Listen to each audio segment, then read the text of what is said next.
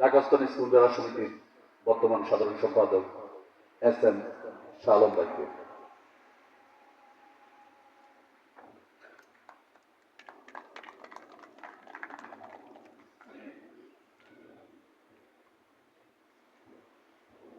বিসমিল্লাহির রহমানির রহিম।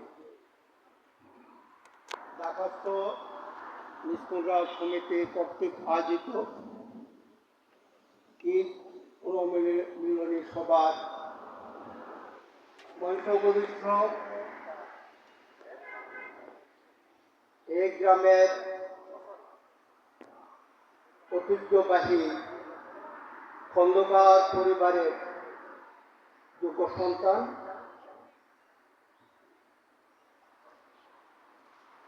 যার হাত ধরে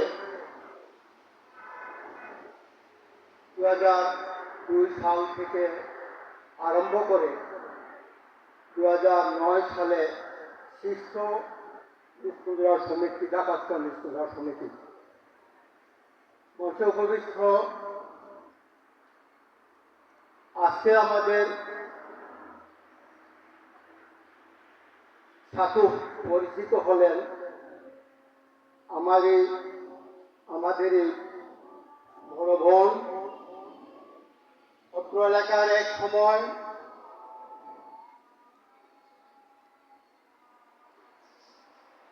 সর্বজন স্বীকৃত ভালো মানুষ,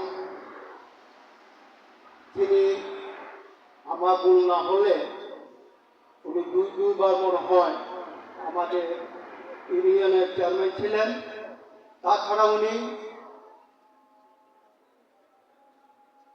আইনজীবী ছিলেন অ্যাডভোকেট ওহিদুর রহমান সাহেবের সুযোগ্য কন্যা। বংশগরিষ্ঠ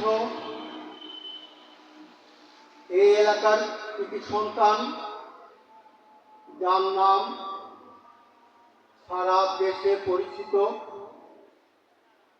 যার হাতে ছোঁয়ায় মরণাপন্ন অনেক রোগী আল্লাহ তাআলা অনেক রোগীকে প্রাণে বেঁচে রেখেছেন। সে আমাদের ভাই প্রফেসর ডাক্তার মোহাম্মদ জাহিদ হোসেন। বংশগরিষ্ঠ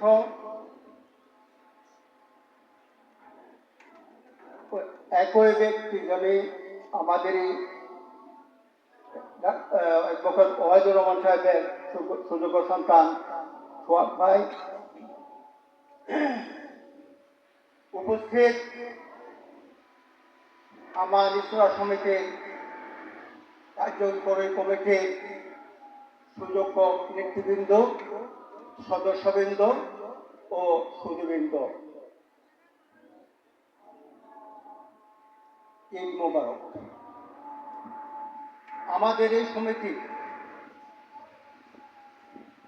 একটি পিকনিকের মাধ্যমে আমাদের 2009 সালে এই কমিটির রূপরেখা হয়, কমিটি হয়। জনাব নুরুল ইসলাম আজাদ কাকার নেতৃত্বে আমাদের সকলের সহযোগিতায় ঢাকাস্থ স্কুল সমিতি পরিচালিত হয়ে আসছে। আমরা প্রতি বছর এই সমিতির মাধ্যমে একটি পিকনিক করি, ইফতার পার্টি করি এবং জাকাত কালেকশন করে দুস্থ লোকদের মাঝে বিতরণ করি।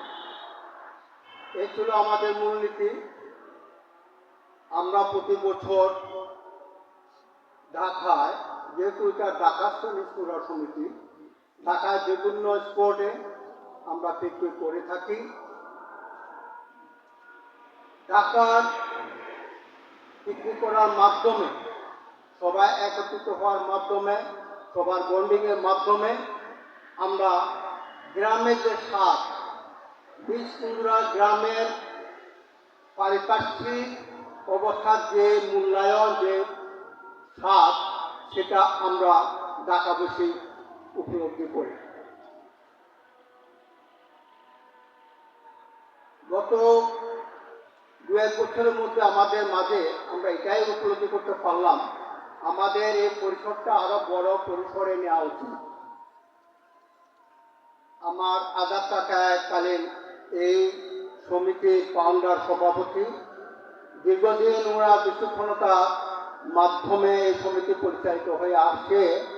কাকা এখন প্রধান উপদেষ্টা।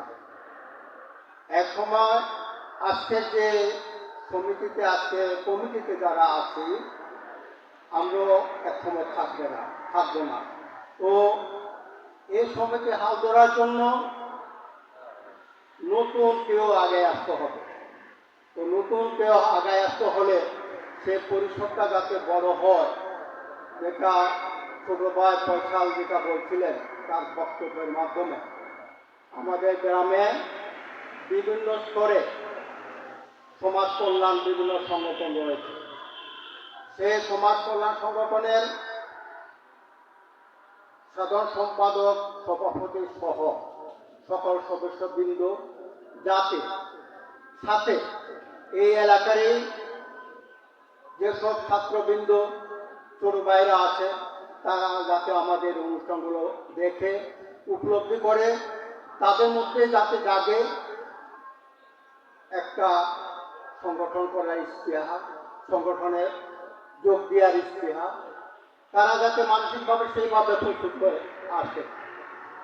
ওই লক্ষ্যে আমাদের এই আজকের ঢাকা স্তর সমিতি ঢাকায় ঈদ পুনর্মূলনী না করে এলাকায় করার একটা উদ্দেশ্য। আমি আশা করব আজকে আমরা এলাকা যে ব্যতিক্রম ধর্মী একটা অনুষ্ঠান করতেছি আপনাদের সহায়তায়, যেমন ব্যতিক্রম ধর্মী সবসময় করে আসছি ঢাকায়, আজকে হঠাৎ এলাকায়।